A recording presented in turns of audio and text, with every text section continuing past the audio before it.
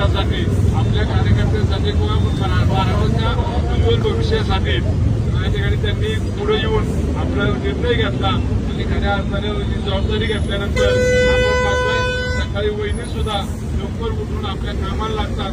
जे काही लोकांचे कामं आहेत ते सर्व कामं पूर्ण करून समाजाप्रती आपली भावना आहे, जी समाजाच्या विकासाला पुढे घेऊन जाण्याची भावना आहे, ती पुढे घेऊन जाण्यासाठी वहिनी या ठिकाणी काम करतात. आणि अशा महिलेबद्दल जर कोण असं वक्तव्य करत असेल तर खऱ्या अर्थाने ते निषेधार्ह आहे. आणि भविष्य काळात असं चुकीचं वक्तव्य कोणीही जरी केलं ते आमच्या नेत्याबद्दल केलं आम्ही कदापि कंपनीला घेणार नाही, त्याला त्याची जागा दाखवल्याशिवाय राहणार नाही. आणि या ठिकाणी आम्ही राष्ट्रवादी काँग्रेस पक्षाच्या माध्यमातून त्यांना या ठिकाणी सांगतो.